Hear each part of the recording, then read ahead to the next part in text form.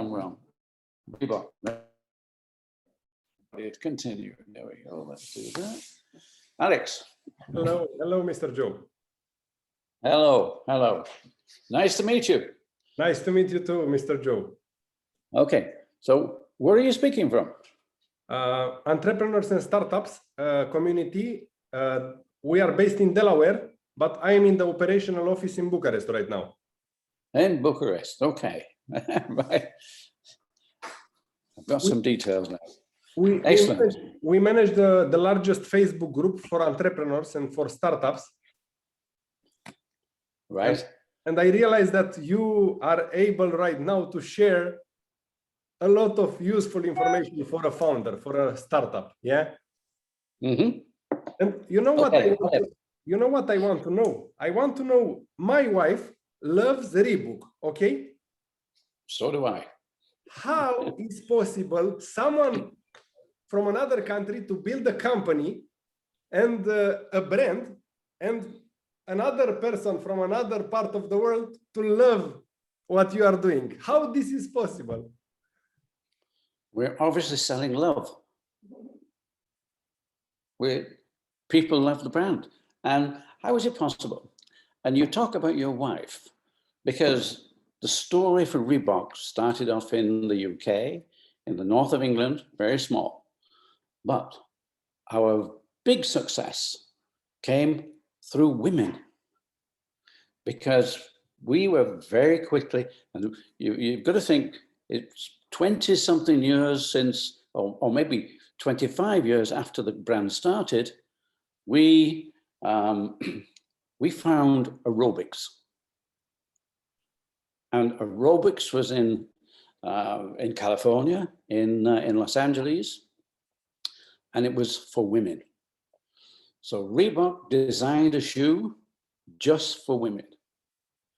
We were a small running company, but when the women found this wonderful shoe, we became a woman's company. And that grew tremendously. And women around the world love the shoe. So that's how we get your wife in love with Reebok. I see. It's also about trust. She trusts a brand like Reebok. How is possible to share trust with the community, with all the planet? You know, you don't have a small brand. You didn't manage a small brand, but a big one. How it's possible to share trust to everyone? Because if you said Reebok, automatically you trust. It's about trust, right? Right. How yes. It's possible to share trust? Well, that's because we recognize that every country, we want a countryman, somebody there, whatever country you want, we need a person within that country to become our partner, to actually become part of Reebok. We didn't send somebody from America, we didn't send somebody from the UK, we met with people in the country. And I met with a lot of people, and nice people, and that share our values. You know, we're a nice company, and we're like people.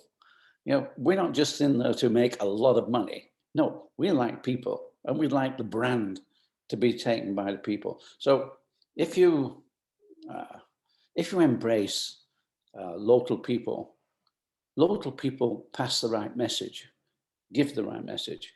You know, we become, whatever country you're in, we become part of that country. And that's how we really grew a very, very... I think we have a small internet connections issue. I think we had a small internet connections issue. Right. But right now it's perfect. Right now it's perfect. Yeah, you just froze for a moment, but we're okay. We keep going. I don't think we do too bad with you not on the internet. No, we're okay. Okay, carry on. So your advice for a startup and for an entrepreneur, I understand that is not, please don't follow money, but follow somehow your passion and to spread love and trust, right? Oh, quite, yes, and make the right product. you have to have something that is correct, it's right. And if you have the right product and the right culture, you have to develop a nice culture, a winning culture where people are happy. Yeah, we smile a lot, and it's nice to be smiling. It's nice to meet people. Yeah, that's always been the way. It's nice. Not every day is perfect, but we get up in the morning. We get up in the morning and think it will be. Yeah. So this is what you have to do, and you have to embrace everybody's culture. In each country, there's different cultures, and some companies say you must have this, you must have this. We want the same product, the same feeling. No, there's a different way of promoting a product, getting to the people, because bottom line is it's the people who have to wear the shoe, who have to buy the shoe. So you must get to the right people. So, that for us is how you grow. If you want to grow a company, you have to develop your relationships with the people who are really going to help you. 100%. This is also my mentality. That's why we grow like, let's say, a little bit like crazy. We are managing the largest community for entrepreneurs and startups. We are, we share the same value, like in a way or another, like Reebok. But most of the founders came to me or to our partners and ask, hey, how to manage the risk these days? We don't know if it's okay to risk or not. What's your vision regarding risk? Well, I retired from actively working in Reebok a long time ago. And right now I've written a book. And the book is Shoemaker.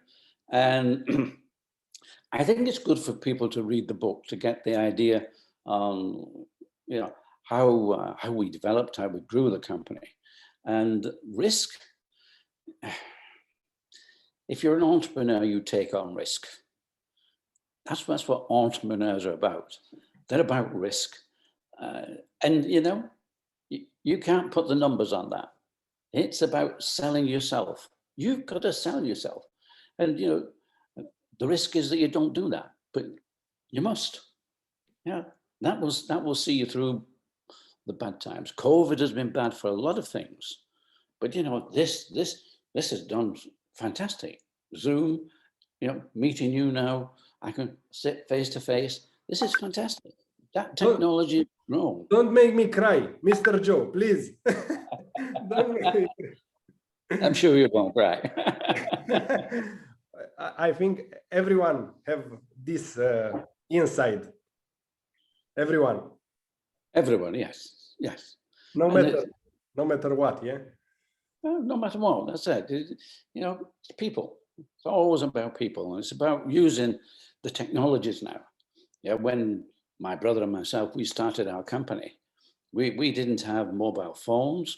We had a phone, but the telephone system was, you had to go through a reception, a telephone. The whole idea of speaking to somebody was quite difficult.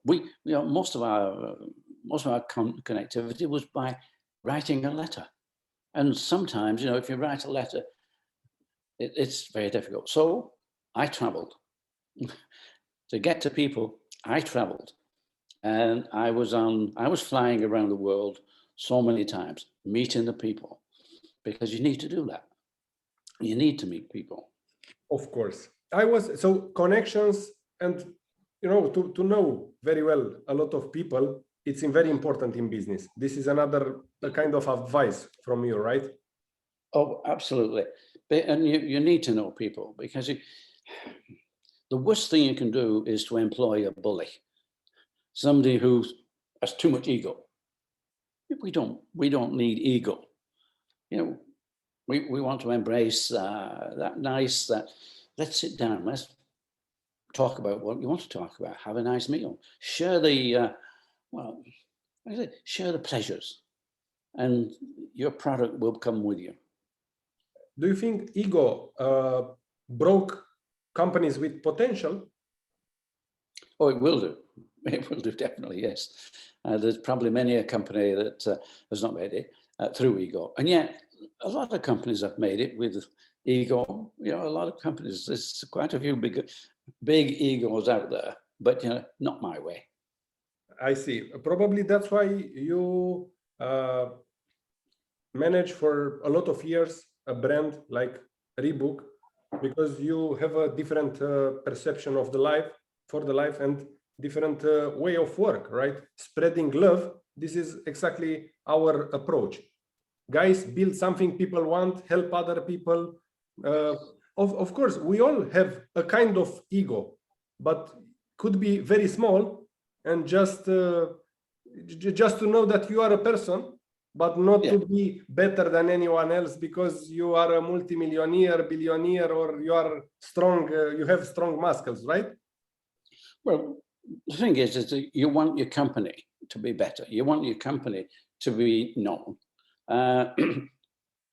Until I wrote the book, very few people knew my name.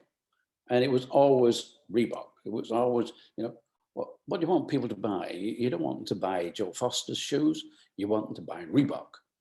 Yeah. And so if you have a brand name, that brand has to mean something. And like you say, if people now trust it, feel good with it, it's because the work is done beneath it with the people to make you trust that brand. Can you show us the book, please? Is there?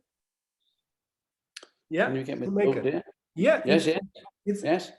I have the book here. There's Julie. There we go. Shoemaker. And where people can find this book? They can find it on Amazon, and they can find it at good bookshops that do sell it now, yes, all the way through Europe. It's available. And now that's my job now, is to sell this to become #1. Wow. I want it to become a bestseller. So I should ask you, Alex, that, you know, please make my book #1. Okay. Okay. You know, we have a lot of marketers out there. And guys, if you watch this video, you know, Joe, right? A fantastic book. I already have the information, the insights. We have mutual connections, you know? Right. Okay. We already did some podcast with my friends. And, all right. And okay. I have the information from the book. I don't have yet the book. I think in 2-3 weeks from now, I will get my book. Okay. Yeah. Right. But I have the information inside. You put something that you cannot find on the internet, this kind of informations, right? Very true. Very true. Yes. But if you want a book, we will send you one. If you send your address to Julie, you know what is funny? Because I help a lot of people and I do with love and passion everything I do, I will receive a book with your signature in a couple of weeks. Yes. Yes. Have you already sent for one? No, yeah. Just a second, please. You may know this. Stoyan Yankov will send me a book with your signature. Yes, that's fine. Yes, Stoyan's sending one. That's fine. It's on. Yeah, it's gone. That's okay. It has gone. Julie knows. She confirms you're in there. Thank you very much. So I have the last questions for you. Do you think it's important to have a plan to scale your business when you start, or you just start and after that you see if you can scale that business? Well, I can only say if you're young enough, you're an entrepreneur, you have an idea. Jeff and myself, we left the parent company because the parent company, they were not doing it right. So we had to leave. So our plan was to make a living. Our plan was to make some sports shoes. Our plan was to do something. Then you sit down and you write something down. And you think, right, this is what we're going to do. 6 months later, you look at that plan and why did we think that? Why did we think that's what we would do? Because we're now over here. And so you write a new plan. And the good thing about writing a plan is that you realize that you were wrong. this was wrong. Yeah, things move about differently. So it's good to have a plan, just so that you know where you're making mistakes. But again, follow your intuition, follow the business, follow the people. You know, you meet nice people, you meet the right person. You talk things through. So everybody becomes part of your plan. They all have an input, and they all will help you. And it's trusting in people. When you read the book, you'll find I had a lot of people that helped me. They helped me in many different ways, and I think that's how your plan evolves. We didn't, when we set off, Jeff and myself, two people making cycle shoes of all things. We didn't envisage that Reebok would become number one. We may have dreamt it. You have a dream. Well, maybe this will happen. But, the reality is you have to climb a lot of steps, take a lot of turns, have some disappointments, and then, but have the pleasure. Because unless you get disappointments, it's hard to know what is the pleasure, because, oh, that was bad, but this is great. And so it's having the enthusiasm, it's having an imagination, and and if you have that, and you need so many things. I think in business that you've got to be able to have integrity. So that if you're going to do something, do it. Don't play around with it. Be loyal, be true, and all those things. But it takes thousands of people to get to the size that Reebok got to. I left the company when it was at $4 billion. We had a whole bunch of lawyers, a whole bunch of accountants, a lot of people in between. And then you've got the marketing and the feeling and the people who are driving the business. They have to have the culture, make the culture one of inclusion. You include everybody, everybody becomes part, everybody has something to do. And then when they go to work in the morning, it's not work. They're going to carry on with that pleasure they have during the day of being part of something which is growing, which is exciting. And that way people want to get up in the morning, they want to become part, and it isn't work. So building a company, you've got to have the right people. 100%. Joe, I'm also a serial entrepreneur. I've built over 20 projects and around 5 companies. I sold my companies back in 2019. And after I sold my companies, I realized that, hey, right now I need to help other people. So the first motivation was to make money in a way or another, to build a website or something to make money, because I didn't have the enough space in my mind to know that I need to help other people, to get help from other people. But since 2019, I realized that, and my life changed completely. I also have a dog like you have in the picture. Oh, right. Where's the dog? That's a Maltese? No, I have a lot of Maltese friends, but it's not a Maltese. It's not a Maltese. It's a dog from the street. Dog from the street. Well, if he's happy and you're happy, good. The last thing, please. The best advice for an entrepreneur at the beginning of the journey to share with the community, please. Well, the best advice is, if you've got an idea, and really to start a journey, you need an idea. Don't ask for too much advice.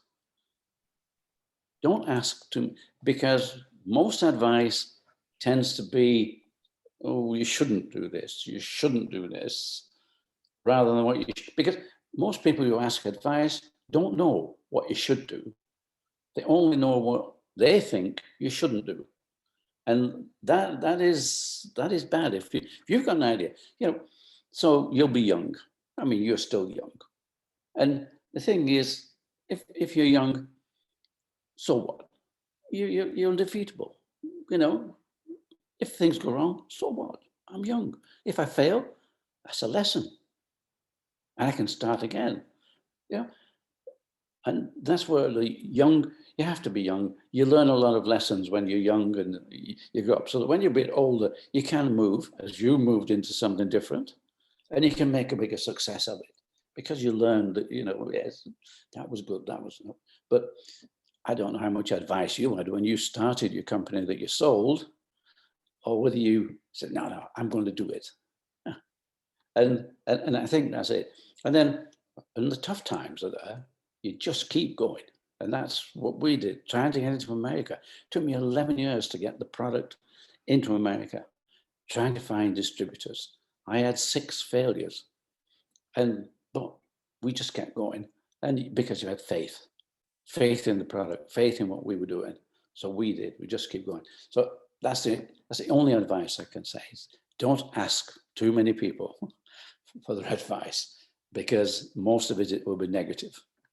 Thank you very much for your time, Mr. Joe. And guys, you need to buy the book. Do you want to look at it again?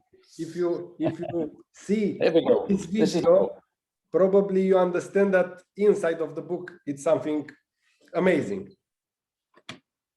Well, and it's my story, my life, and the pleasure I got out of it. There's some disasters in there as well, because that's part of life. But you know, it's how you pick yourself up again, how you get on with the next phase of your life. You really try to make me cry. You really try to make me cry. But you know what? Right now, I am 32 years old. I manage the largest Facebook community for entrepreneurs and startups. I cannot cry like this in front of the community. So don't try, Mr. Joe. I can just see you laughing, which is good. Yeah, which is fantastic. Yeah, thank you very much again for your time, Mr. Joe. It's been a pleasure, absolute pleasure. Yes. I wish you a fantastic day. And the same to you. And thank you very much. Yes. And if you need anything, contact Julie. Thank you very much. Thank you very much. Bye now. It's a pleasure. Thank you.